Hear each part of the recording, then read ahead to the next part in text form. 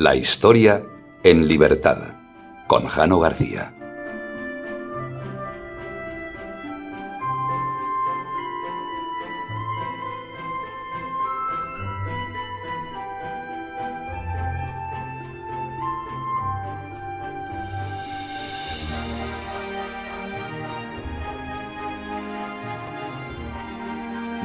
No se han equivocado ustedes de podcast. Están escuchando En Libertad. Esta es la melodía con la que arrancamos los podcasts exclusivos para los colaboradores, miembros del canal de YouTube, suscriptores de iVoox y patronos, que permiten que el programa En Libertad se emita a través de YouTube y de iVoox todos los domingos. Como les prometí, íbamos a hacer un programa especial. Este podcast iba a ser exclusivo para los colaboradores, pero al ser tan importante y sobre todo contener tantísima información con nuestro invitado, que es un lujo de invitado, Ramón Vega, ahora lo conocerán, otros ya lo han hecho escuchando los anteriores podcasts, para interiorizar qué es China, cómo ha llegado China a lo que es ahora mismo, ese imperio, la construcción de un imperio, de una historia milenaria muy interesante, muy compleja, pero que conviene conocer, sobre todo cuando estamos hablando del enorme papel que tiene en la actualidad China. Así que vamos a adentrarnos en la historia, en este podcast especial antes de Navidad, con el que concluimos esta temporada de invierno, por decirlo de alguna manera, y ya retomaremos los podcasts después de Reyes.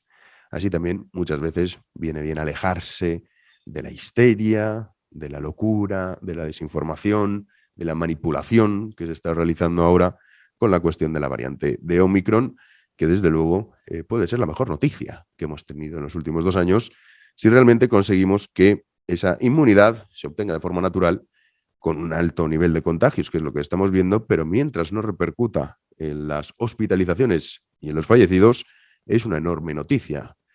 Está claro que en esta batalla, que ya muchas veces no es sanitaria, sino que es política e ideológica, la verdad no importa, y lo que importa es generar una histeria injustificada que, bueno, está provocando que muchísima gente esté temerosa viendo que esto puede ser el fin de los días.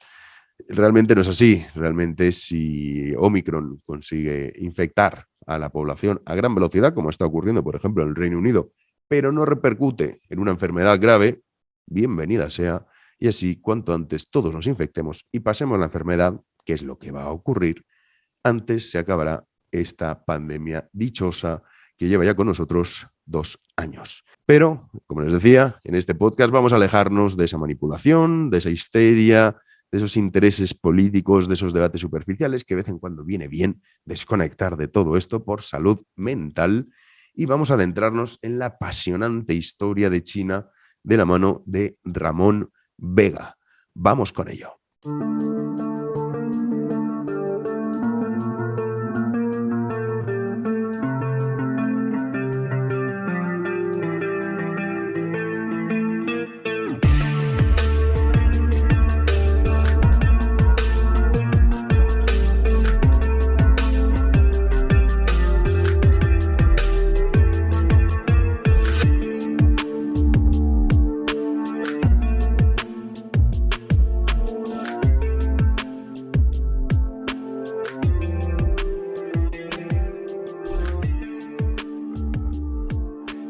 Pues muchos de ustedes ya lo conocen, ya lo han escuchado, pero para los que no han podido tener acceso a esos podcasts exclusivos para patronos, miembros del canal de YouTube y seguidores y suscriptores, de iVoox, aquí tienen a don Ramón Vega. ¿Qué tal? ¿Cómo estamos, Ramón? Muy buenas, bien, perfectamente en movimiento de momento. Eso está bien, siempre hay que estar en movimiento. Y en este podcast vamos a abordar la figura de Mao y todo lo que implicó y sigue implicando el papel que tuvo Mao en China, y nos quedamos en el nacimiento de la República Popular de China. Así que cuando quiera, Ramón, adelante. Muy bien, pues siguiendo las sesiones anteriores, nos encontramos con que China tenía una serie de elementos que a lo largo de miles de años, este concepto de la civilización china va cambiando, va evolucionando, pero hay una serie de hitos que se van repitiendo.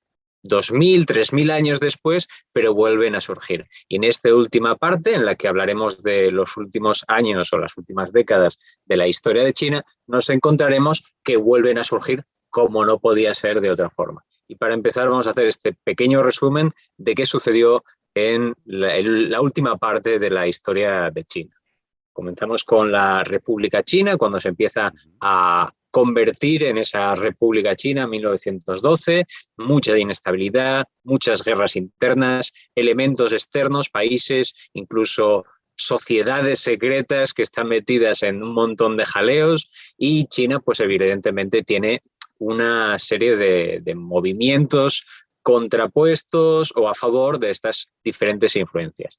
Una de estas deriva de la Revolución Rusa, que termina cristalizando en China con la concesión, de hecho en la concesión francesa, en 1921, en la concesión francesa de Shanghái, en la cual se funda el Partido Comunista Chino, o se medio refunda y genera el Frente Unido, es decir, una idea de que de momento no se sea demasiado problemático para el resto de entidades dentro de China y poder hacer una confluencia, en este caso en colaboración con un general, Chiang Kai-shek, que está muy unido con este Partido Comunista, al menos al principio, y empieza a luchar contra estas oposiciones y estos movimientos, y de esta colaboración, de este Frente Unido, dentro de los chinos en el que está metido el Partido Comunista, Chiang Kai-shek se encuentra con que van a ser demasiado peligrosos a un futuro y en el momento más inesperado les hace un giro y empieza una persecución absolutamente loca de lo que era el Partido Comunista Chino, que de hecho en este momento no era muy poderoso. En este éxodo interno dentro de China, lo que habíamos dicho, de la parte fértil de China pues hacia el interior, nos encontramos un proceso que se llama la larga marcha, es decir, un recorrido en el que en vez de un enfrentamiento directo con estas autoridades chinas que están tratando de unificar el país, se les está evitando con una serie de estrategias que finalmente llegarán a converger en el Frente Unido, segunda parte, para luchar contra el nazismo. Es decir, llega una potencia como es la potencia soviética, dice, cuidado con la situación en la que estamos actualmente, va a ser mejor que nos coordinemos incluso con nuestros enemigos, y es por eso que, teniendo Japón tan presente, incluso territorialmente, en la zona de Manchukuo, pues dicen, venga, vamos a centrarnos y vamos a ir a por lo importante. Segunda Guerra Mundial mediante, pues finalmente, en estos problemas internos derivados de este conflicto con Japón en el territorio, pues empieza a haber los típicos problemas que habíamos encontrado previamente en el caso de China, pues eso, los campesinos sobreexplotados, los casos de corrupción, las intrigas palaciegas, entre comillas, o políticas, y los señores de la guerra controlando diferentes zonas, pues en todo este movimiento un señor, un tal Mao, un medio profesor que está entre los campesinos, que ha hecho la larga marcha y demás, pone una serie de mini planes o mini estructuras a funcionar que se pueden resumir entre unos procesos de disciplina entre la gente del Partido Comunista o que se han exiliado o escondido entre los comunistas. Se lleva a cabo una campaña de rectificación, especialmente hacia los intelectuales, en una zona de Yan'an, de una zona del Río Amarillo, y este proceso de reeducación será una sistematización de las presiones colectivas, las amenazas, las autocríticas que posteriormente permitirán a Mao controlar cada vez más el comunismo dentro de China. Por otro lado, este comunismo se hace un tanto ecléctico y se junta con ideas nacionalistas, sobre todo por la presión de Japón y de otras potencias externas, y también una vinculación muy importante con el campesinado desde el punto de vista de la lucha de clases. Entonces esto también se verá reforzado por la lucha de guerrillas antijaponesa de este periodo. Pues bueno, termina la Segunda Guerra Mundial, pero ellos continúan con sus propias guerras internas, su guerra civil, a pesar de las influencias, tanto soviéticas como americanas, que incluso ellos potencian una de las dos partes en el conflicto, pero también quieren dejar más o menos una situación cómoda para después poder tener proyectos en conjunto y demás. Finalmente, río amarillo mediante y movimientos del río amarillo mediante, que este es otro de los elementos milenarios que aparecen en la historia de China, finalmente será el grupo de Mao, los comunistas chinos, los que se hagan con el control, y es donde dejamos el programa anterior. Así es, y ahora ya vamos a abordar desde este pequeño resumen, los que lo hayan escuchado, los patronos que ya lo hayan escuchado, miembros del canal y suscriptores de iVoox. Esto es el resumen de 1 hora de podcast, que fue la segunda entrega, para un poco entender cuál es el contexto de la victoria de Mao en la guerra civil, cuando Chiang Kai-shek decide marcharse a Taiwán y ya instaura la República Popular de China, que es la que sigue vigente en la actualidad. Exactamente, pues estamos hablando en torno a 1949, habrá unos momentos un poco más flexibles, no se da un control completo, pero sí comentarle a aquellos que no son patronos, no solamente que se pueden incorporar a conocer todos estos programas previos, entonces ya te hago yo la publicidad, no te preocupes, sino que esta historia de China que estamos haciendo está muy resumida y que tratamos de hacer adaptando sobre todo al lenguaje español y evidentemente pues hay muchos más elementos que no hemos tratado, pero que para hacerse una idea sin tener que dedicar mucho tiempo de estudio y unas frases y unos elementos, sobre todo, que es lo que más nos interesa, que se irán repitiendo una y otra vez a lo largo de la historia de China y que condicionarán a la China actual. Pues lo dicho, estamos en 1949, ya hay una liberación, que es el concepto que tenía Mao de unificar China, esta civilización milenaria, y junto a él hay un personaje que se llama Zhou Enlai, que es Zhou Enlai, que sería aquel que fundó originariamente el Partido Comunista en Francia y después está en los orígenes de China, y también este será una especie de mandarín comunista, por así decirlo, es decir, utiliza la idea del funcionariado y las ideas ancestrales de China, que las conoce muy bien, pero ahora las va a pasar a esta versión comunista. Se mantendrá en la sombra, nunca estaremos hablando de él, pero a lo largo del tiempo veremos que trabaja desde la sombra y aparecerá dentro de la historia de Mao. Entonces, que lo tengamos en cuenta, que a pesar de que el protagonista es Mao, el caso de Zhou Enlai es una sombra que estará por ahí recurriendo a Mao y modificando algunas ideas de Mao y normalmente no se habla. Pero bueno, que sepamos que a partir de este momento ya está como primer ministro, está metido por ahí. El caso es que con la unificación de esta civilización china y la liberación, Mao está a tope ahora mismo, lleva absolutamente todo por delante y consigue hasta detener la inflación, que era uno de los grandes problemas que tenía ahora mismo China. Los problemas en las fronteras, en un principio con la situación que había en la guerra de Corea, 1950, pues China no tiene ningún problema, tiene gente muy preparada porque lleva prácticamente todo el siglo de guerras, pues decide enviar a algunos voluntarios, 2 millones, no nos vayamos a pasar. Otros problemas en sus fronteras, pues por ejemplo en el Tíbet, que en 1951 estaba en proceso de recuperación, bueno, pues hay problemas de control a través de la educación, mientras que los tibetanos no tenían un problema de la presencia china, sí que tienen un problema en cuanto al control de la educación. Y entonces es cuando, por ejemplo, los propios monjes tibetanos hacen una guerra de guerrillas en las montañas. Una cosa muy curiosa, normalmente no nos imaginamos a los monjes tibetanos cogiendo fusiles del siglo XIX de los británicos. Bueno, pues en este momento llegan a hacer estas guerrillas de las montañas. Y es incluso momentos en los que China empieza a hacer sus tanteos y entrando en territorio de la India y demás. Hay mucho conflicto, pero evidentemente toda la gente prácticamente de las 2 generaciones anteriores de China estaban en conflicto y saben lo que es la guerra y la han vivido muy duramente. Por otro lado, Estados Unidos ya se establece como una especie de antítesis de China, a pesar de que China todavía está en progreso de ser una potencia en sí misma. Y finalmente, otro elemento fundamental en este periodo inicial de Mao son las famosas purgas de Mao.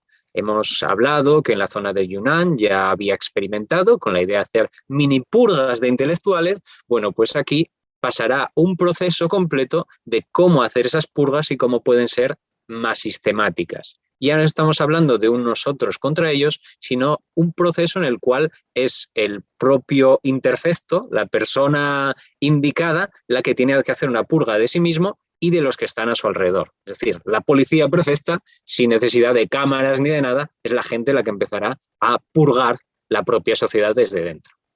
La cosa inicia con una reforma agraria que no funciona muy bien. Se calcula que entre 1 millón y 2 millones de muertos en el sur de China, sobre todo propietarios y campesinos ricos. Entonces, evidentemente, esto deriva en que esas propiedades pasan a quién, pasan al Estado y pues se empieza a organizar los primeros planes quinquenales, 1953. La industria pesada empieza a llegar a China a través de la Unión Soviética y la mayoría de recursos se terminan derivando hacia la agricultura. Entonces, bueno, intentan hacer que los campesinos generen equipos de producción, se organizan en comunas, el partido cada vez está organizando más a esta sociedad que se está formando en estas comunas y para empeorar todavía más la situación pasan a tener una estructura de subsistencia. Es decir, que la economía no avanza precisamente porque la gente que está trabajando lo hace prácticamente por subsistencia. Después empiezan, evidentemente, las persecuciones contra los contrarrevolucionarios. Prácticamente cualquier intelectual era contrarrevolucionario. Nos podemos hacer una idea de las presiones que esto genera. Y se empiezan a perseguir a los 3 anti, que era otro tipo de purga del colega Mao, que se centraba en los burócratas corruptos que se incluían entre ellos los comunistas. El resultado de esto, evidentemente, era que había una tensión interna dentro del propio partido porque Mao te podía purgar en cualquier momento. Para empeorar esta situación, y viendo todas estas tensiones, se genera la campaña de las 100 flores. Mao está viendo estas tensiones y esta mención de la campaña de las 100 flores nos recuerda a las 100 escuelas de pensamiento de en torno al 600 a.C., bueno, pues aquí de nuevo un número y una denominación, la campaña de las 100 flores, que trata de hablar con los intelectuales, decirles que es necesario colaborar, que esta mentalidad evidentemente es un problema entre ambas partes, pero bueno, se dice que no hay ningún problema que critiquen al comunismo y a la estructura social que impone el comunismo en China, que no habrá ningún problema para que sus propias ideas se puedan aplicar a modificar pues, las ideas que tenía el Partido Comunista Chino. Evidentemente, lo mejor que podían hacer era mandarlo por carta, porque así tenían un registro de todas aquellas ideas que iban apareciendo. Salieron carteles, se hizo una gran difusión y cuando ya parecía que estaba todo bien reunido, pues aparece una nueva campaña de estas de purga de Mao que se llama la campaña antiderechista. Contra los intelectuales, contra los burócratas del partido un poco aperturistas y prácticamente contra cualquiera que tenga ideas diferentes a las comunistas.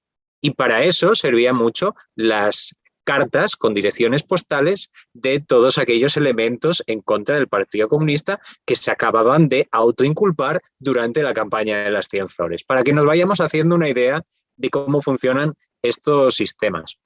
En este caso es importante anotar que cuando hablamos de estos intelectuales, pues cada purga tiene más o menos una especialización.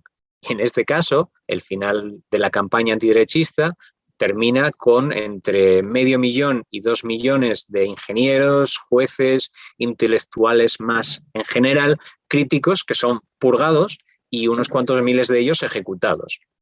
Entonces, bueno, para que cada vez que hablamos de intelectuales no nos imaginemos única y exclusivamente a señores que van con su libro y que están vinculados con una universidad o un colegio, sino que evidentemente esto afecta a cualquier superestructura dentro de la sociedad que tenga unos conocimientos específicos y que no sea simplemente mano de obra. Es decir, aquí en la propia indefinición de los términos había mucho poder para poder recortar o mover según Mao considerara. Bueno, el pues mecanismo tenemos también se usó mucho en Camboya por parte de Pol Pot, también en la URSS por parte de Stalin. O sea, los intelectuales o los contrarrevolucionarios, pero un concepto tan amplio, permitía que no solo la gente estudiosa fuese considerada como tal. Sí, igual. Exacto. Bueno, en este caso, evidentemente, se tienen muy en cuenta todos los procesos de Stalin. De hecho, muchos de los miembros de las purgas que se realizan estudian todo el proceso de purgas de Stalin y tratan de mejorarlo, porque había sitios donde este proceso de purgas no llegaba.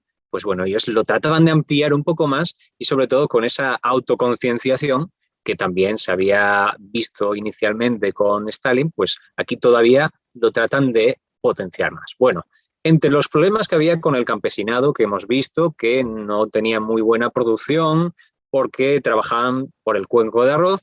Por el otro lado, tenemos las purgas que se están realizando de toda clase de intelectuales, esta es la parte importante, incluidos estos ingenieros, pues se decide llevar el gran salto adelante.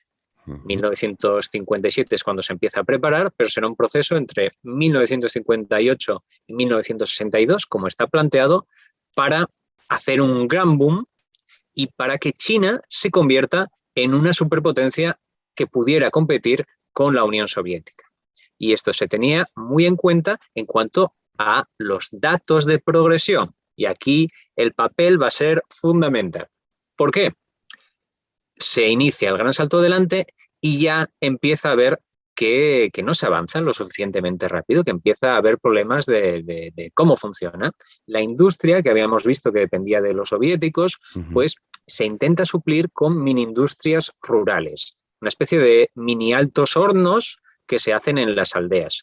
Cada vez más roturación y obras hidráulicas muy potentes, pero sin todos esos ingenieros que tenían por detrás. ¿Cómo suplen todos estos ingenieros que no estaban? Bueno, pues los cientos de millones de campesinos obreros, sobre todo esta vinculación al campo, pasan a ser dirigidos por los cuadros del partido. No por los especialistas, no por los que controlaban la zona, sino que esos muchos han sido purgados y son los cuadros del partido los que están incluso por encima, los que toman las decisiones, incluso por encima de los ingenieros que todavía tenían. El mega experimento social pues es sin precedentes. Las millones de personas son relocalizadas, se organiza absolutamente todo aspecto de su vida y los individuos cada vez se transforman en parte de este mega mecanismo. Sobre todo en el campo sufrieron mucho, ¿no? Porque destruyeron incluso las pequeñas casas que tenían para rehabilitarlos en granjas colectivas. Porque Mao creía, una de las teorías suyas era que cuanto más duras fuesen las condiciones de trabajo, mayor productividad iban a tener. Él pensaba eso, que luego no fue así, evidentemente. Pero decía, bueno, cuanto más castiguemos y cuanto más las condiciones sean más severas a la hora de trabajar, conseguiremos mejores resultados. No funcionaba así el asunto. Había una política muy interesante dentro del concepto de sacrificio o autosacrificio, en la cual se consideraba que a mayor sacrificio, mayor tenía que ser la, pues digámoslo así, remuneración no económica por parte del partido. Entonces había títulos internos que decían, bueno, pues este es el trabajador de los 10 trabajadores, el que vale por 10, esto muy a la línea soviética, pero aquí dedicado sobre todo a la parte agrícola. Bueno, pues evidentemente hay incluso algunas grabaciones de este proceso que se pueden ver, las tenéis por ahí en YouTube, si se quiere echar un vistazo, y la cuestión estaba en que evidentemente cuando hicieron el primer recuento de los datos, no daban los números. Aún así, nuestros queridos colegas de los cuadros comunistas duplican los números reales, generando unas expectativas falsas a todos los superiores en la cadena de mando. Y aquí viene el problema de todo. Al generar esta mentira, pues empiezan a dispararse esos problemas. Para empezar, fueron unos años malos en cosechas. Se siguen falseando los datos. Para tratar de remediarlo, se comienzan a tomar decisiones cada vez más arbitrarias, sin poner en estructura con el resto, sin base científica. La historia de demoler las casas para hacer el abono, por ejemplo, o separar los individuos de cada familia para que sean más productivos y no se líen ahí a andar hablando y esas cosas. No. El problema ya con los altos hornos o los pequeños hornos es que llegaron para cumplir esos cupos que se habían establecido ya al doble del máximo que podían llegar, pues empezaban a fundir sus propias herramientas. Entonces, claro, el resultado era cada vez peor, se quedaban sin las propias herramientas para lograr los cupos de acero, ese metal que obtenían era una auténtica porquería porque no servía después para la industria. Bueno, pues esto se fue superponiendo cada vez peor y evidentemente la sociedad sufriéndolo cada vez más. Uno de los ejemplos más claros en el proceso de esta progresión hacia una carrera sin fin, hacia el desastre, es el ejemplo de los gorriones. A pesar de que hay muchos... Eso es fascinante, sí, que cuando Mao aquí está el culpó... ejemplo. Sí, esa historia. Hay fotos, de hecho es que hay fotos, y la gente las busca en Google, de esa caza. Bueno, cuéntalo, Ramón, la caza de los gorriones, porque claro, Mao dijo, no, la culpa no es del plan, la culpa son de los gorriones que se están comiendo las cosechas. Claro, había que buscar enemigos que eran los Mm. enemigos internos que estaban realizando todas estas cosas para que no funcionaran. El Sí. problema de buscar saboteadores es que, evidentemente, nadie se creía que podía haber saboteadores que generaran todos esos problemas a las cosechas. De hecho, era todavía más problemático, porque eso quiere decir que hay saboteadores entre los propios cuadros del partido. Sí. Y eso era malo, sobre todo para los cuadros del partido, porque los iban a purgar en 30 segundos, no necesitaban más. El caso es que aparecieron 3 enemigos, ¿vale? Bueno, 4, contando a los gorriones, que bueno, pues eran los mosquitos, las moscas y demás, y entre estos, pues el gorrión. ¿Por qué? Porque hicieron cálculos pensando en el exterminio de gorriones. Porque se comía mucho grano y dijeron, mira, vamos a ver, cálculo, y estos son cálculos reales. Cada uno de estos gorriones come entre 4 y 5 kilos de grano al año. Pues si matamos a 16 gorriones, salvamos a una persona. Esto empeoraba la situación porque, al contrario que los mosquitos o estas moscas y demás, son más dóciles, son más numerosos a la hora de verlos, son más visibles y aparte son dóciles. Bueno, pues era el enemigo perfecto. Empieza la campaña de propaganda que presenta el gran enemigo de los gorriones. Se empiezan a hacer caceroladas de miles de personas persiguiendo gorriones, aplaudiendo y haciendo ruido y moviendo banderas para que los gorriones murieran, pero de exhaustos. O sea, ya no es matarlos directamente.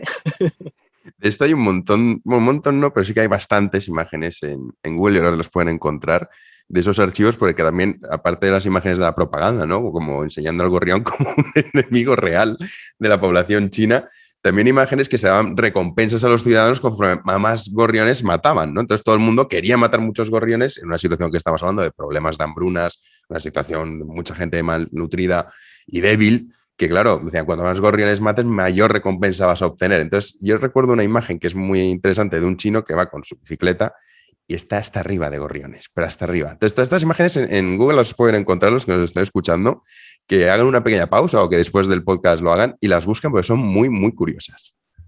Sí, de hecho, cuando se habla de matar a los gorriones, evidentemente los campesinos pues recurrían a lo que tenían, trampas y demás. Había un informe diario de las muertes de gente que subía a árboles para matar gorriones y moría. Hasta esos niveles, claro, hay que tener en cuenta el tamaño de la población y esa necesidad de acabar con todos los gorriones posibles, por ir a por los nidos de los gorriones. Hay camiones enteros que hacían procesiones entre los pueblos con todos los gorriones muertos. Se suspendían las clases para que fueran los niños y lo que es más fundamental y no se suele hablar es que el elemento que se utilizó especialmente para matar a los gorriones fueron pesticidas pero a patadas, o sea, todos los pesticidas puestos para matar todos los gorriones posibles. ¿Cómo sería la cosa que, aparte de matar a muchos de otras especies, animales, incluso afectar a la propia población, es que la Academia de Ciencias de Estados Unidos avisó al gobierno chino diciendo, parad, porque no sabéis la repercusión de lo que estáis haciendo? ¿Qué más querían los chinos que les dijeran los americanos A para decir ellos, no, B, y tiene que ser B? 1.000 millones de gorriones muertos después. 1.000 millones, pues, que se dice pronto. Claro, generó lo que tenía que pasar, pues claro. Plagas de insectos, que eso sí, que se comieron absolutamente todos los cultivos. Las langostas también.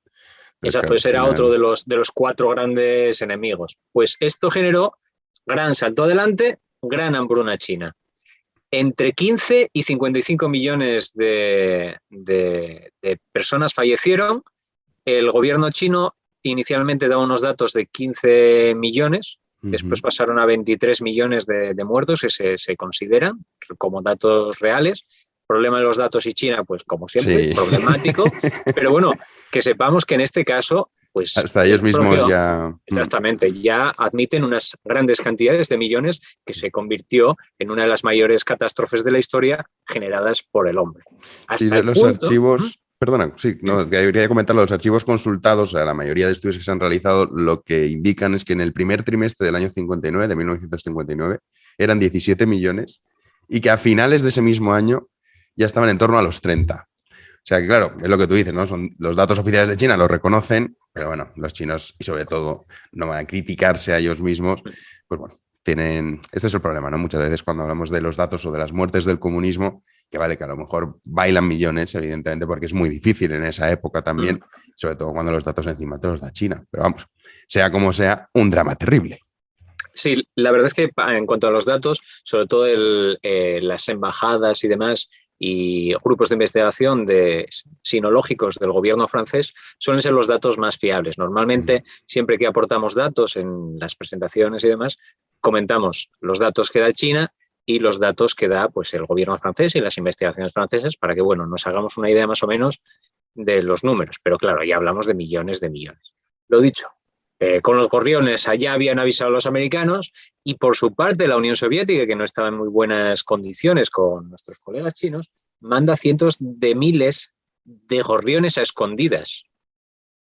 Hasta el punto que Mao, ante esta situación, expulsa a los peritos soviéticos que estaban presentes en China y que cada vez empezaba a perder la relación. Mao ya había tenido problemas con ellos desde hacía más de 30 años, volvía a problemas con la idea de pues, variantes de las ideas de Stalin, las vinculaciones de Stalin con Chiang Kai-shek, que era el enemigo de Mao previamente, sobre todo con Nikita Khrushchev después habrá muchísimos más problemas, pero bueno, hay que ser consciente que en este momento, y hay documentación gráfica, China llega a tener conflictos con Rusia directamente, o sea, con la Unión Soviética en este caso, y se pegan entre los dos bandos, los militares. Es importante decir que se pegan, porque sí que hay pequeños conflictos, disparos y demás, pero la mayoría de los conflictos son que le dan la vuelta a las armas y se pegan entre los soldados. No se quieren matar, pero sí quieren demostrar su superioridad.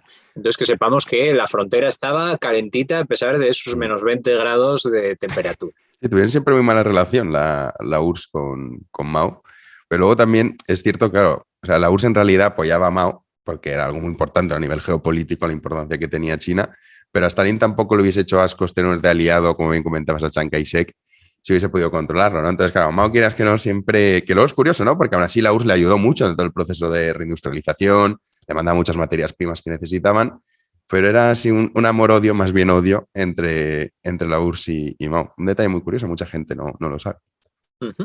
Bueno, pues la cuestión que teníamos aquí de resumen es que se hinchan los datos y eso había generado todos estos problemas. El ministro de Defensa de China, que es el ministro de Defensa de Mao, llega a denunciar la situación y directamente sustituido por un señor del que habíamos hablado y que volverá a aparecer por ahí, que es Lin Biao, que pasa a ser el ministro de Defensa. Que a que nos hagamos una idea, en Petit Comité, en la trascámara, solemos llamarlo como el redondo de Mao, para que veamos un poco este tipo de figura política que es muy potente, muy inteligente y que mueve las políticas más allá de lo que es la figura principal de la que estamos hablando.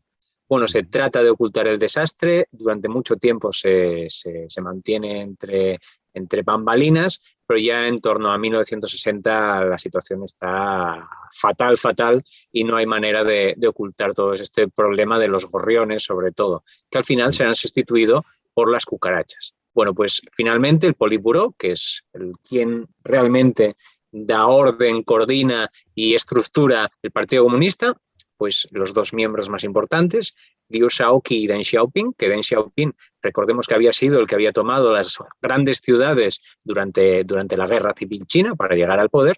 Bueno, pues dicen, hay que solucionar esta situación, más gente que tenemos que salvar. 20 millones de obreros de la industria pesada tienen que dedicarse a hacer industria porque no podemos centrarnos solo en el campo, y Mao llega a reconocer sus propios errores en todo este proceso. Esto es un elemento histórico absoluto. Sí, pero lo reconoce, pero acaba castigando, por ejemplo, a Liu Shaoqi, que es el que denuncia en el Congreso. ¿Lo vas a contar ahora, lo de Liu Shaoqi? Sí, él vale. va a guardársela, va a guardársela. Claro, exacto, o sea, dices, vale, Exacto. Sí, tenéis razón, Dice, chicos, pero sí, ya hablaremos.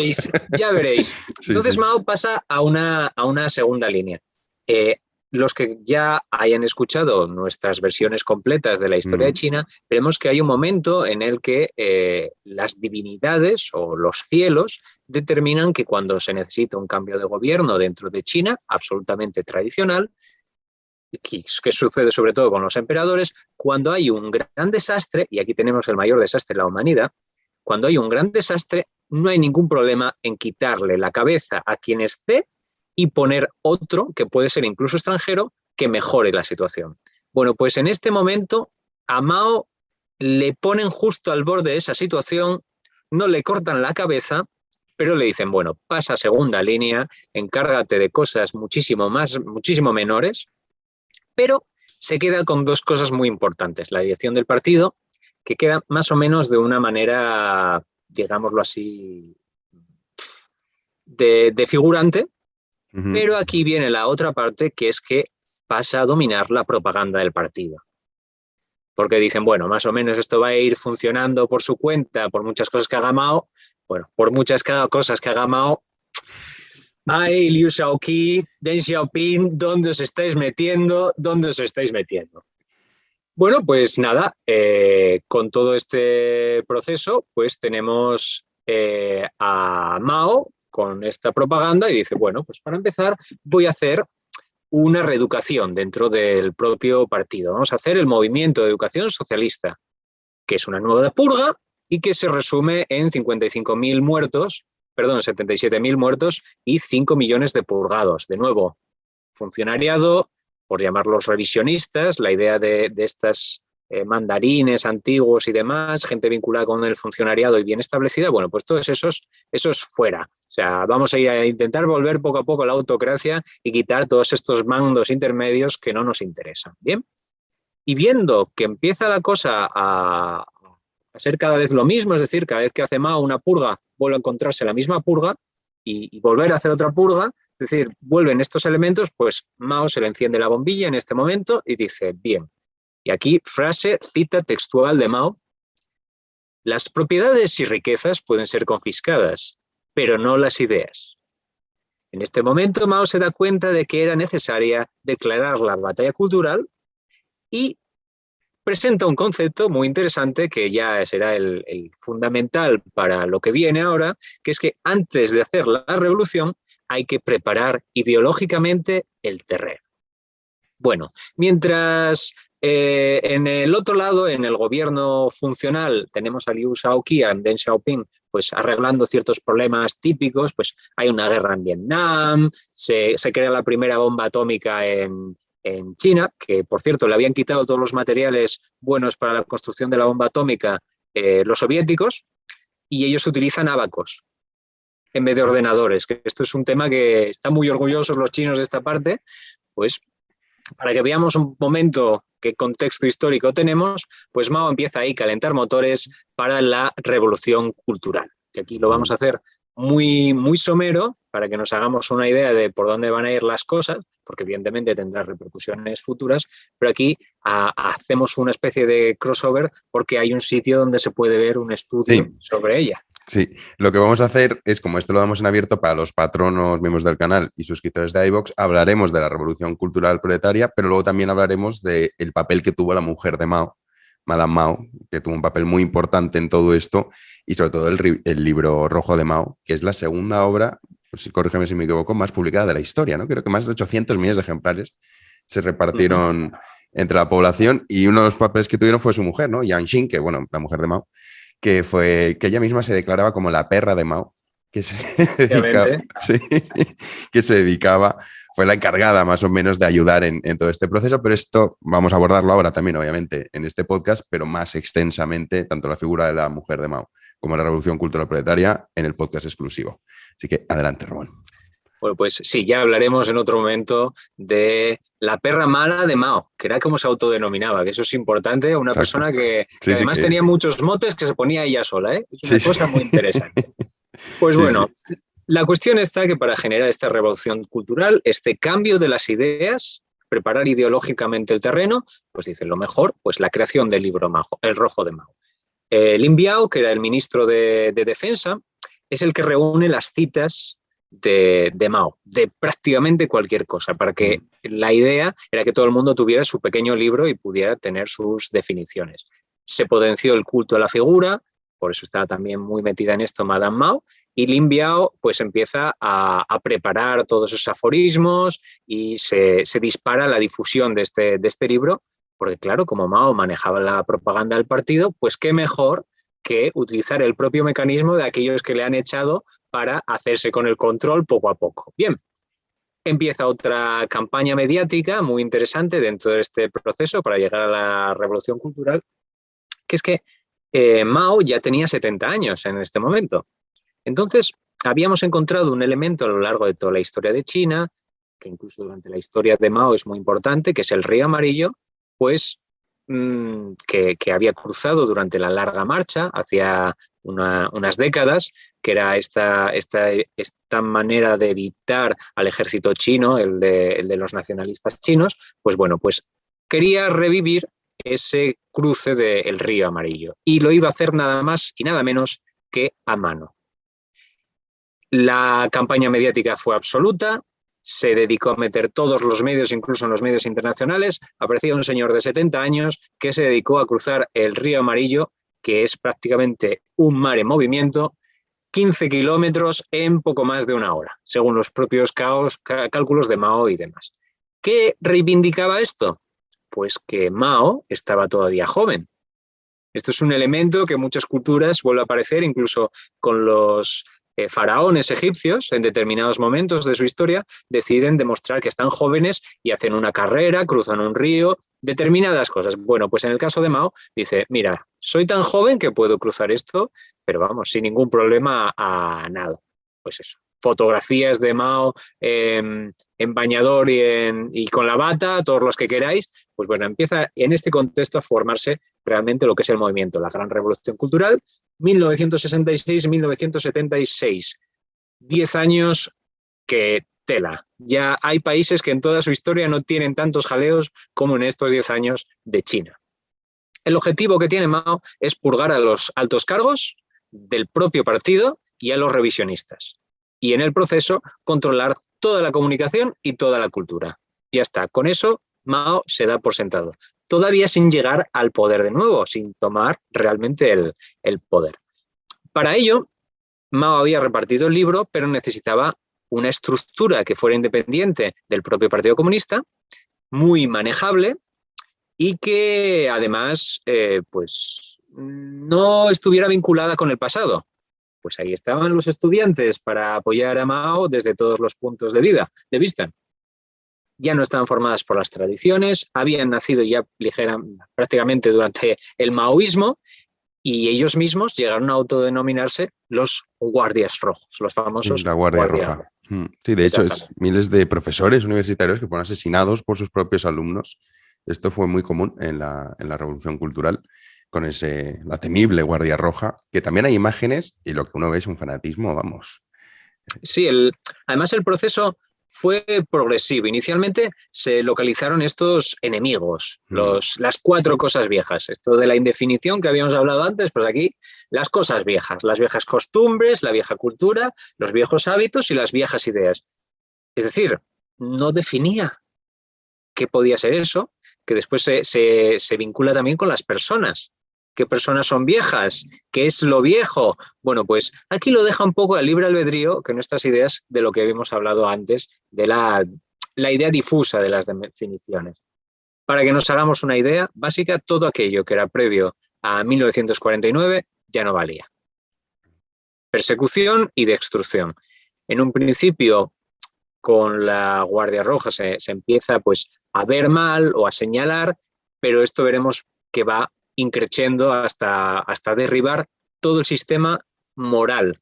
Es decir, se crea un nuevo concepto de sociedad, un nuevo concepto de civilización en el que se establece lo que está bien y lo que está mal. Y evidentemente, pues esto generó pues, auténtica destrucción de patrimonio, que ese patrimonio se vinculaba a personas, se empezó a mirar mal a esas personas, se empezó a realizar las sesiones de lucha, que esto ya es el último nivel de esa progresión que había hecho Mao, de esos estudios sobre cómo purgar a la gente y que se autopurgara. Pues bueno, todo aquel sospechoso, en vez de rojo, era negro.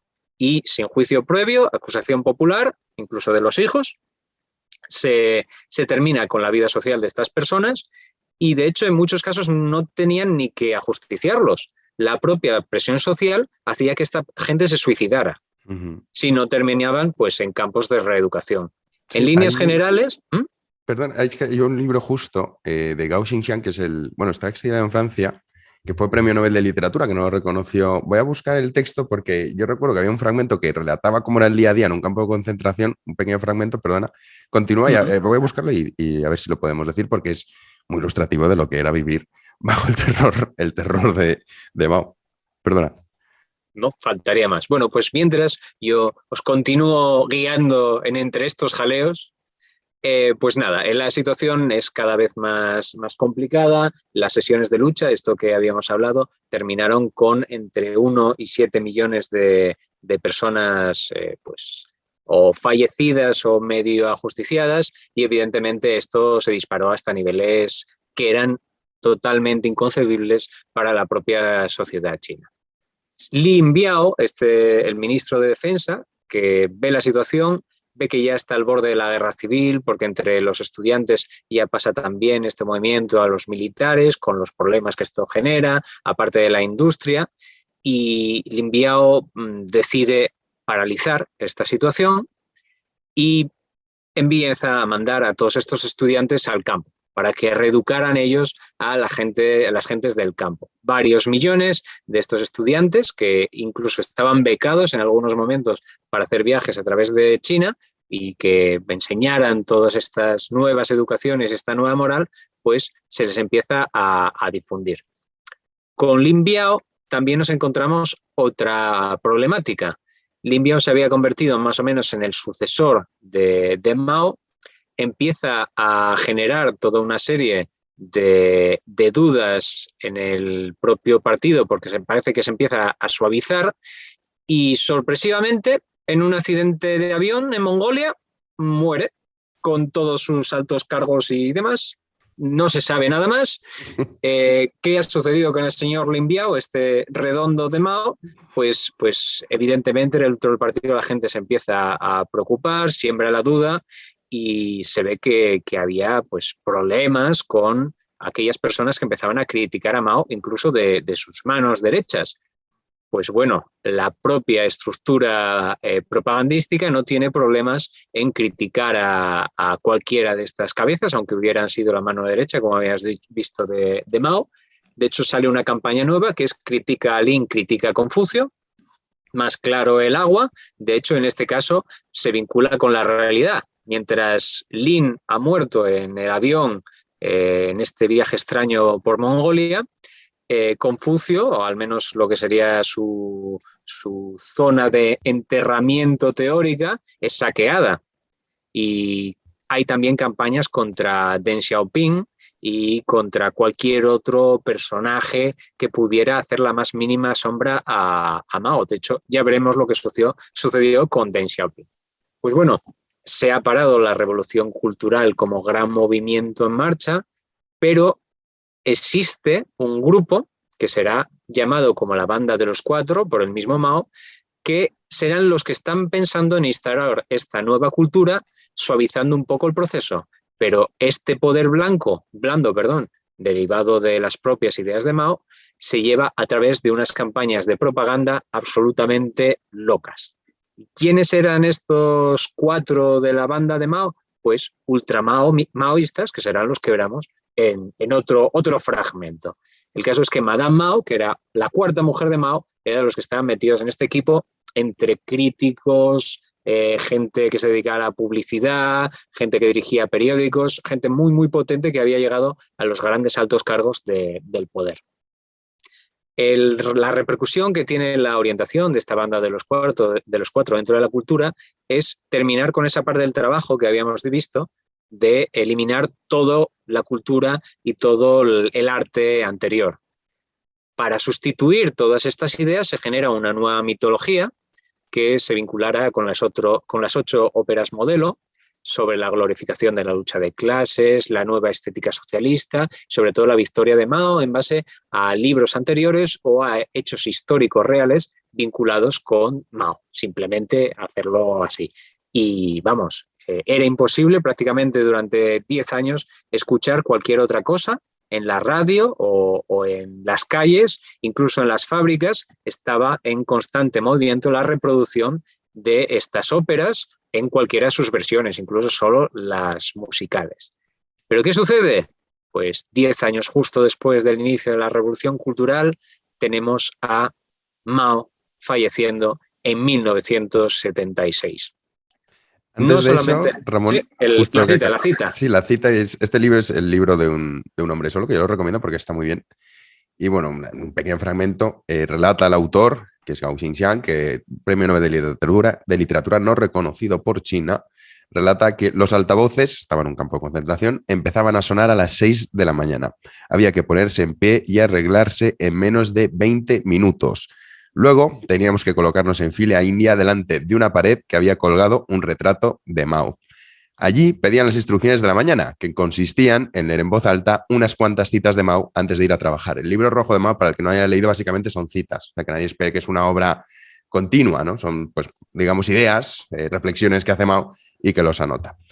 Y allí cantaban las citas al son de la música. Todo ello mientras enarbolaban en la mano el libro rojo, que debían gritar 3 veces larga vida, y luego iban al comedor a comer potaje. Después se reunían en un aula para estudiar durante media hora las obras de Mao y finalmente salían a labrar la tierra con la azada al hombro. Este era el día a día continuo que tenían que tener un disidente. El disidente, digamos, no vamos a decir privilegiado, pero casi, que podía vivir, porque muchos de ellos al final acababan asesinados o muchos de ellos morían de hambre en los propios campos. Aquí esto era un poco lo que vivía un disidente chino en la época de Mao.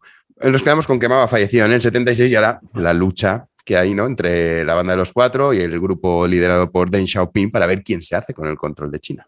Sí, de hecho, el proceso a lo largo de estos últimos años, Zhou Enlai, que era el que habíamos hablado, que era el presidente de la República que estaba por detrás de Mao, finalmente fallece después de haber tenido conflictos extraordinarios con esta banda de los cuatro. Liu Shaoqi, que era uno de los que habían apartado a Mao, que había sido uno de los grandes poderes del Partido Comunista, pues los estudiantes habían ido y le habían apalizado, y de hecho hay grabaciones de ello, con los libros rojos. Es decir, imagínate lo que es al propio miembro prácticamente organizador del Partido Comunista que le lleguen y le empiezan a golpear. Pues fallece encarcelado por, pues, falta de suministros médicos y demás, bueno, que no había mucho interés de que continuara. Y otro que estuvo a punto de fallecer fue Deng Xiaoping, que era el que habíamos hablado anteriormente, pero él había terminado trabajando en una fábrica de tractores.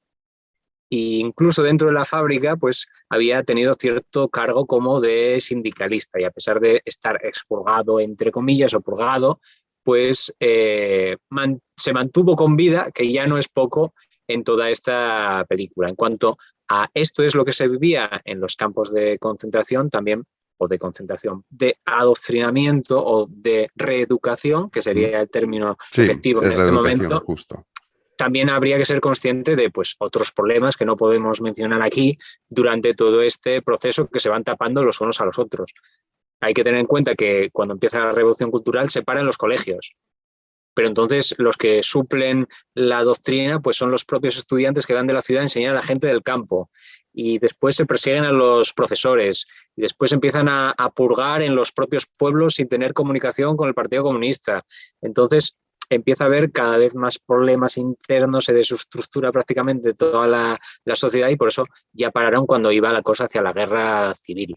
Y hay dos temas, que estos sí que los tengo que comentar, que normalmente los omito, pero para que la gente sepa hasta qué situación se llegó. Lo primero fue que por la falta de mantenimiento, en cosa de un mismo mes, 60 presas revientan, con la repercusión indeterminada de miles de muertos y, evidentemente, lo que eso supone para el campo. Y, por otro lado, esa especie de aislamiento o de no continuidad de este proceso de eliminar lo burgués y lo antiguo y sustituirlo por lo nuevo, llegó a que en ciertos lugares se procediera ritualmente a eliminar a la burguesía. Y qué mejor forma de eliminar a la burguesía y saber que no va a volver ni va a ser enterrada que es comerse a estos miembros disidentes, descontrolados burgueses liberales. Y pues existen una serie de pues, narraciones de gente que estuvo incluso formando parte de esto y algunas entrevistas de gente que decía, sí, pero de eso no me gusta hablar. Evidentemente no le gusta hablar. Pero bueno, en este caso tenemos el problema que fallece Mao, en la banda de los cuatro, que eran los que habían llegado al poder, ponen a Hua Hongfeng, que es un títere de ellos, literalmente, no llegó a ser ninguna potencia ni muy carismático, pero la sorpresa que se lleva la banda de los cuatro es que este títere se enfrenta contra ellos, les culpa de todos los excesos de la revolución cultural y, para empeorar todavía la situación, rehabilita a Deng Xiaoping. A este que estaba con los tractores, pues bueno, lo rehabilita. Evidentemente, la banda de los cuatro queda totalmente aturdida ante esta situación. Deng Xiaoping progresivamente se va haciendo el heredero del mandato del cielo, esta especie de tradición, pues bueno, podemos reunirlo. Incluso el propio Deng Xiaoping en ciertos momentos hace un guiño a este proceso en el que los dioses del cielo seleccionan al candidato más idóneo de sustitución. Bueno, pues aquí hasta hace esos guiños al pasado en un proceso de intentar rehabilitar a una China que se estaba descomponiendo completamente. Se hacen juicios en vivo y en directo de la banda de los cuatro. Se les utiliza como chivo expiatorio para no culpar directamente a Mao, a pesar de que evidentemente ellos sí que habían sido muy, muy partícipes de todo este proceso. Y el concepto de Deng Xiaoping es regresar a la normalidad. De hecho, empieza a hacer incluso diferentes tipos de acercamientos con los Estados Unidos. En 1971, por ejemplo, hay una visita del equipo norteamericano de ping-pong a China. Es un elemento de coherencia, pues vinculado también con las escenas que aparecían en la película de Forrest Gump, del ping-pong. Bueno, pues un deporte que solo necesitas una mesa y a los soldados les viene muy bien porque están ahí entrenándose. Bueno, pues también la ONU les permite recuperar el escaño. Está la visita de Nixon. Deng Xiaoping, que este es un ejemplo muy, muy bueno de esta normalidad que está buscando, va a visitar los Estados Unidos y, para rematar la faena, lo llevan a ver un rodeo.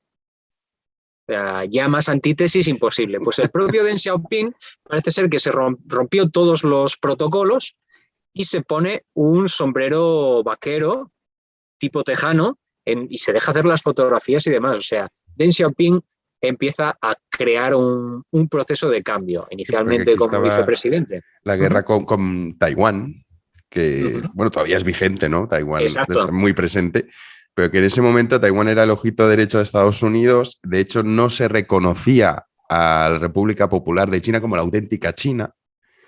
Y que a partir de este proceso de Deng Xiaoping, que sin duda es el padre de la China moderna, por decirlo de alguna forma, pues al final pues consiguieron no solo entrar en la ONU, sino que también que hasta el propio Estados Unidos años más tarde también reconoció que sí, que efectivamente era China, la República Popular de China, la auténtica China. Pero claro, es que esto es muy curioso porque todo esto lo consigue Deng Xiaoping prestándose, entre otras cosas, a esto que decías del rodeo, que yo lo desconocía, ¿eh? Esto no sabía yo, esto del rodeo.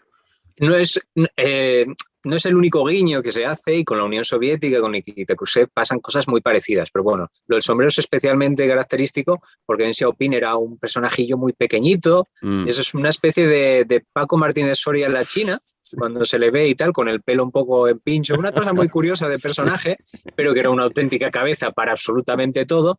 Pues bueno, progresivamente, como íbamos diciendo, pues va manejando la realidad de China, pasa a viceprimer ministro, después a ministro de Defensa, y bueno, se va que esta progresión es absoluta de Deng Xiaoping, ese heredero de los decretos celestiales, ¿vale? Bueno, pues el objetivo de China cambia. De la lucha de clases, aunque el partido sigue estando ahí, se pasa a el objetivo económico. Deng Xiaoping se da cuenta de que o es una estructura muy grande que funciona en base a la economía, o las ideas no pueden mantener ni al partido ni al país. Y uno de los dos va a terminar destruido, y ya sabemos que el país suele ser el que pierde en estos casos. Comienza con la rehabilitación de millones de personas, incluso los muertos. A Mao solo se le echa la culpa de una pequeña parte de la revolución cultural y salto adelante, pero bueno, que se empieza a hacer una limpieza de todos esos fondos, y finalmente en los 70 llegan las reformas de Mao. El socialismo chino, una estructura de economía planificada de mercado que trata de evitar que esos funcionariados se enriquezcan a través de la corrupción, pero moviendo una maquinaria a escala china. Es decir, la industria de China a partir de este momento, de verdad, y sin necesidad de andar pidiendo migajitas a la Unión Soviética. Pues bueno, esta megaestructura, si quieres, hacemos un parón aquí para después pasar a compartimentarla, porque es un monstruo muy grande. Si estás escuchando En Libertad, es gracias a la colaboración de los patronos, miembros del canal de YouTube y suscriptores de iVoox. Vamos, súmate a ellos para que la familia siga aumentando y con ello el programa. Muchísimas gracias. Bueno, pues ya estamos de vuelta. Nos habíamos quedado, Ramón, con las reformas de Deng Xiaoping, que son muy, muy importantes, sobre todo porque comentábamos que en la actualidad todavía siguen vigentes. O sea, no han terminado, vamos, que todavía están en esa fase. Exacto. De hecho, este concepto de reformas, podemos decir que desde ese punto, con la muerte de Mao hasta la actualidad, el proceso de reformas va fluctuando tanto en torno a la conformidad del propio Partido Comunista, como toda la estructura económica y la estructura diplomática de China. Entonces, bueno, que sepamos que China aquí es el momento en el que empieza a decir, vale, hay que hacer un cambio, nuestro comunismo es diferente, este socialismo planificado chino es diferente, y como vamos a ir viendo, va a ser un proceso de chicle. De hecho, hay reformas que se quitan, que se limitan, que se vuelven a actualizar. Incluso si actualmente revisamos el proceso de economía china, hay ideas que surgieron hace 20, 30 años, pero que ahora se vuelven a poner en funcionamiento. Entonces, bueno, lo hemos compartimentado un poco para ver hacia dónde va evolucionando cada uno de estos puntos, con un acontecimiento histórico en medio, pero bueno. Comenzamos con la Revolución Verde. Es la idea, exactamente, estamos con Deng Xiaoping, reforma, Revolución Verde, vamos con la agricultura. Pues bueno, tenemos a 630 millones en el periodo de chinos, en el periodo del gran salto adelante, y ahora tenemos más de 1.000 millones. Después de todas estas guerras, de toda esta destrucción de la industria, de la destrucción de los campos, de la destrucción de las presas que hemos hablado, una auténtica barbaridad. Bueno, pues empieza nada más y nada menos que con la descolectivización de la agricultura. Intentan hacer lo mismo con la industria, pero eso va sirviendo de poco en un principio, irá más progresivamente. Pero sí que permite liberar a los trabajadores del campo. De hecho, se lleva una serie de convenios con las autoridades que permiten las producciones complementarias. Esto es fundamental. Ya no se produce y se cumple un cupo, sino que se permite tener pequeñas producciones, y esto se vincula más con la idea de granja, de tener unas gallinas, de tener unos cerdos por ahí, este tipo de elementos que ayudaban a mantener a una familia y a sustentarla independientemente de la cuota que había que generar. Esto es fundamental y generará un brillo extraño, que es fomentar la libertad individual de ese trabajador que de repente tiene la opción de, oye, ¿pongo zanahorias o pongo berenjenas o qué hago aquí? Bueno, pues esa idea de libertad individual no es trascendental desde el punto de vista de que no es que de repente esta persona sienta totalmente su libertad en este momento, pero sí que le da una versatilidad que antes, si la hacía, le generaba muchos problemas. Bueno, pues eso lo dejamos por ahí, brotes de libertad individual. Esto, por ejemplo, en el 83 se adoptaba el sistema que proporcionaba incentivos económicos a los agricultores, que es lo que tú decías, que ya no producían para subsistir. Y luego en el 85 se les permitía decir, bueno, vale, dejamos de poner los precios fijos por el Estado, aunque había un precio vigente máximo, pero los agricultores podían tener por primera vez en décadas beneficios económicos con sus cosechas. Es decir, vale, usted me tiene que dar tanto, pero luego usted haga lo que quiera y ahí usted puede sacar un beneficio. Es que esto es un cambio brutal, sobre todo cuando hablamos de tantas millones de personas y de tantas décadas, ¿no? Entonces, bueno, digamos que el Estado ya no es solamente el único que compra los cereales, que es lo que pasa, bueno, las cosechas, para luego repartirlas posteriormente entre la población. Esto es un cambio fundamental en China, que es el que hace Deng Xiaoping, que es como tú bien comentabas, es un antes y un después. Obviamente no es que supusiese la libertad absoluta en China, los chinos tampoco han sido libres. El que haya escuchado los podcasts que hemos hecho, el primero y segundo, verá que siempre han estado sometidos y tampoco tienen gran interés en que eso deje de ser así. Están como muy acostumbrados a eso. Sigue. Bueno, pues a este respecto sí que hay que comentar que muchos de estos elementos que hablamos sobre decisiones y reformas que se van realizando no son nunca uniformes. Es decir, las zonas costeras y las zonas industriales y las grandes ciudades tienen una progresión muy diferente al campo. Evidentemente, esto es un elemento que afecta al campo y tiene una repercusión. Pero incluso en el periodo de la Revolución Cultural, que era cuando se estaban persiguiendo toda clase de objetos antiguos y demás, los propios informes decían que había zonas del interior de China donde había ciudades donde el mercado del rastro de los domingos se vendían todas las antigüedades que te puedas imaginar. Y las autoridades no solamente lo respetaban, sino que lo potenciaban. Claro, no había nada de eso en el resto de China y les venía bien. Entonces, bueno, para que veamos que China es una estructura muy grande, el concepto de incluso varias civilizaciones dentro de la propia China, y que no es homogénea. Pero bueno, que veamos estos brillitos de libertad individual y lo que eso reporta a la economía a través de la agricultura en este caso.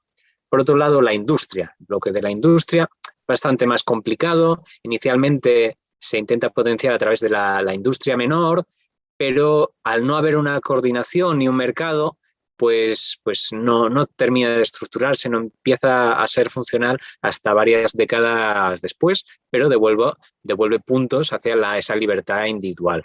Muy estatalizado toda esta industria, pero permiten una cosa que nos recuerda a lo que sucedió en el siglo XIX con otros países. Generan unas zonas económicas especiales, 4 en este caso, en las que permiten inversiones de extranjeros. En esta zona que habíamos dicho siempre, de la zona de la barriguilla de China, la zona más fértil de China, pues permiten, sobre todo en la zona de Cantón y demás, que otros países aparezcan allí, pongan sus dineros y potencian estas industrias. Y Japón, que hace nada estaba en guerra con China, es de los primeros que llegan allí y ponen el dinero. Pues que sepamos que esos están allí. Y este proceso de libertad individual que habíamos hablado, gracias a la Revolución Verde y a los cambios de la industria, hacemos un cambio con este elemento cultural, nos deriva a una situación en la que los universitarios ya no están tan, digámoslo así, condicionados por el propio partido, y nos derive a la situación de Tiananmen en 1989. Como vemos, todas estas reformas se van alargando y acortando, pero bueno, esto es un punto importante. Sucedió en Beijing, pero realmente en todas las ciudades grandes, las reformas que se estaban llevando a cabo pues generaban tensiones. Generaban tensiones entre los propios maoístas, que decían que digámoslo así, esas reformas eran demasiadas, y también entre los prooccidentales, que querían más. Vinculado con la corrupción y la inflación que se estaba generando y los problemas en el funcionariado de siempre, esos mandarines y demás, la lucha contra la aristocracia dentro de la sede del partido y la ineficiencia del sector público, eso es fundamental, pues termina que estas revueltas pues empiecen a ser cada vez más potentes y que en la plaza de Tiananmen se cristalicen. Pues tenemos aquí que por un lado estaban los estudiantes, por otro lado los obreros de las fábricas, con ideas muy, muy diferentes, pero entre 50.000 y 100.000 se empiezan a reunir en torno a esta plaza y finalmente es el ejército el que va a represaliar todo este jaleo que se está montando por culpa de las reformas, y entre 200 y 2.000 muertos, civiles, soldados, no se sabe muy bien, terminó con que tanto los pro partido como los contra partido terminen muy mal en esta situación. De hecho, para hacer búsquedas del proceso de Tiananmen es muy complicado en China, porque te cambian los nombres y el propio partido es consciente que esto es uno de los grandes problemas que ha tenido, sobre todo por la publicidad mala al exterior que generó. De hecho, siempre hay grandes problemas en la historia de China, pero en este momento se manda fuera a toda la prensa internacional. O sea, para que seamos conscientes de este problema que se generó. Al contrario, ¿cuál es lo que sucedió? Pues que hay muchas reformas que se implementaron todavía más durante este proceso. Algunas se revisaron, pero bueno, que sepamos que el acontecimiento de Tiananmen se vincula con este proceso. ¿Qué otras reformas estaban en movimiento? Pues estaba la reforma del comercio, inicialmente con demasiado control, empiezan a levantar la mano en cuanto al proteccionismo, las regulaciones, por ejemplo, las cuotas, eso que habíamos hablado, les permiten vender con más posibilidades y demás, pero en 2005, este concepto de que avanzan mucho, todas estas evoluciones así, pues en 2005 se tienen que limitar estas reformas y tienen que ir hacia atrás, porque dicen, le hemos levantado más la mano ahora. Es decir, conscientemente, dentro de esta cronología, China era más liberal en 2004 que ahora. Pese a que esta idea de la reforma es que es un cambio progresivo. Entonces tiene esta serie de altibajos que incluso en determinados productos de mercado cambian o no, según pues, el proceso y la evolución. Se abre la bolsa tras 40 años, con lo que genera las exportaciones y esto que todos conocemos, el Made in China, pues este es el momento del proceso, y progresivamente se va haciendo pequeñas privatizaciones de todo tenerlo en Estado, a ir fragmentándolo cada vez más acelerado a industrias cada vez más potentes, y entre 2001 y 2004 ya las empresas estatales son solo la mitad de la potencia industrial de China, para que nos hagamos una idea del cambio. Pues esto ¿qué sucede?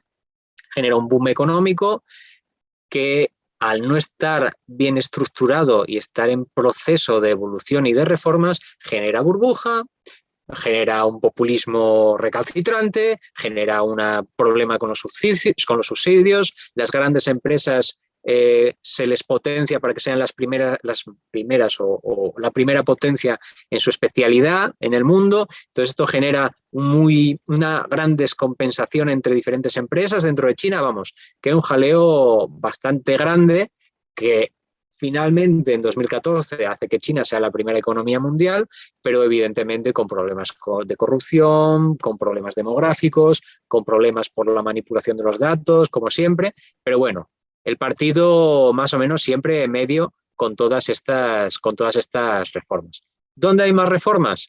En la política, en un proceso de descentralización, con más posibilidades a las regiones, que la política de cada región se adapte a la realidad de cada región, aunque se mantenga dentro del partido único, y finalmente los servicios. Hay unas grandes reformas de servicios, sobre todo a partir de 1990, que es cuando se liberalizan los servicios, nada más y nada menos. Y esto nos derivará pues, a Xi Jinping y a otro movimiento dentro de los clanes de Cantón y las vinculaciones con los militares, con las zonas de los Hakka, no los Han, estos son grupos étnicos diferentes, vinculados a sí mismo con otros militares de los que ya hemos hablado, vinculados a sí mismo por cantoneses como Sun Yat-sen. Bueno, que finalmente lo que nos ha generado todo esto es que quienes ahora están manteniendo estas reformas o esta evolución de las reformas de Deng Xiaoping, evidentemente un partido que se vincula con un país genera una progresión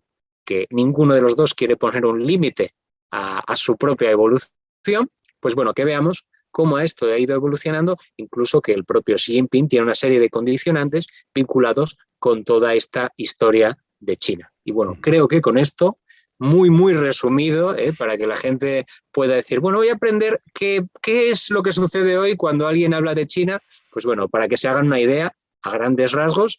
Y yo animo a que cualquiera que quiera saber un poquito más, pues tenemos una bibliografía y unos magníficos sinólogos dentro de España que, si quieren, estaremos en total convención para poder proporcionar estos datos y poder ampliar, incluso tener recursos a los documentos en chino transcritos al inglés o al español.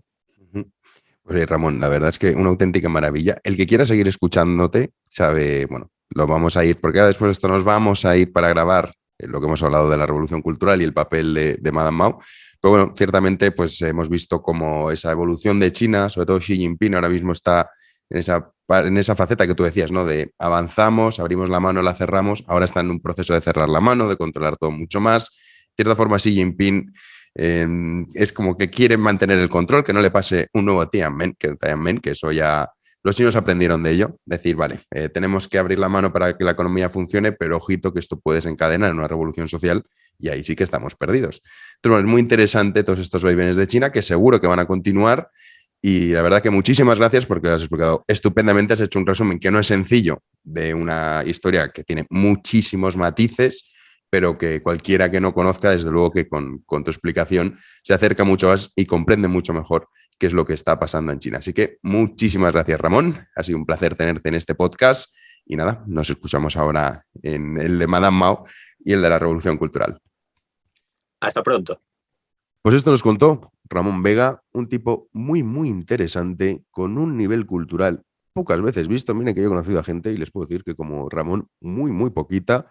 Y además no solo sabe mucho de la historia de China, sino que también sabe mucho de Blas de Lezo y desde luego haremos seguro un podcast exclusivo de Blas de Lezo, así que los que estén interesados en escucharlo solamente tienen que hacerse miembros del canal de YouTube, suscribirse en iVoox o bien hacerse patronos para poder escuchar esos podcasts exclusivos que realizamos todos los meses y aparte, si ustedes se abonan ahora, podrán escuchar los anteriores. No es que solamente puedan escuchar a partir del momento en el que suscriben, no. Pueden escuchar todos los que hemos estado realizando durante este año.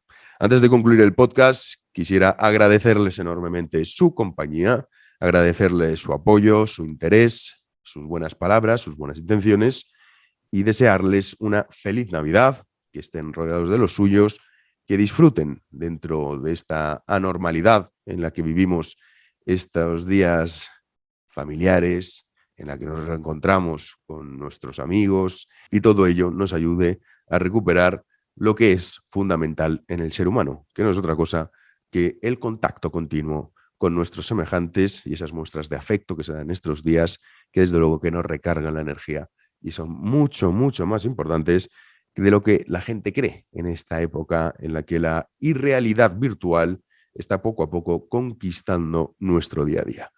Yo me despido de ustedes de forma temporal. Si todo va bien, Dios mediante, nos vemos después de Reyes retomando los podcasts en libertad.